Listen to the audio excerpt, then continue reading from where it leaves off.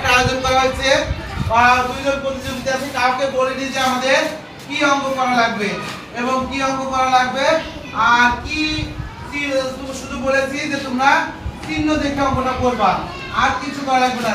দেখি অঙ্ক ধরে প্রতিভা দৌড়ে এসে কি করতে পারে। আমি যদি যখন 1 2 3 করবো তার দৌড় চড় মেরে এসে অঙ্ক করে আমার জায়গায় চলে যাবে।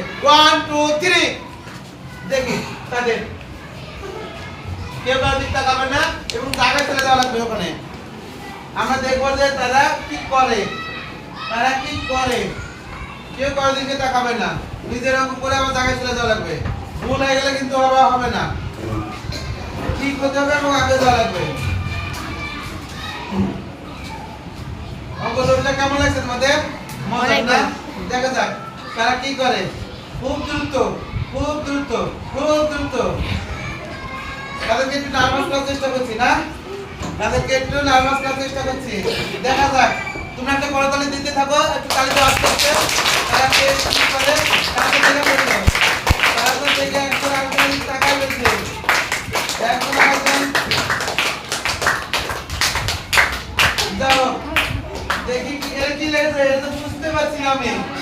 এটা কি চার্জ হবে বলো তোমরা বলো তো? চার্জ এটা নালে চার্জ ধর, এটা কি? এটা কি? এটা 6 লেগেছে, সে মনে হয় 8 আর দিয়ে 10 10 এর শূন্য হাতে 6 আর দিয়ে 10 10 আর 6, কিন্তু এটা কি কাজ হবে বলো? ধরে দেবে? আগে অঙ্কটা আমাদেরকে দেখতে হবে, অঙ্কটা আগে দেখবো আর যে ঠিক আছে কিনা। 27 56 6 হাতের 5 7 9 63 এর পাশে 63 এর পাশে 7 9 8 9 7 9 63 না 8 27 56 56 6 হাতের 5 7 9 63 63 এর পাশে 68, তার মানে এটা ভুল। এবার দেখি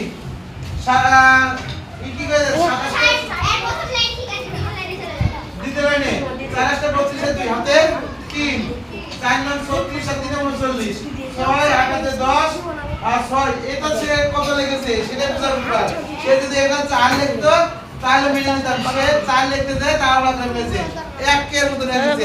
তার মানে কাউকে আজকে দুজনে চলে আসো, তার মানে আজকে আমি কাউকে পুরস্কার দিতে পারছি না। তবু সবার জন্য একটা তালি।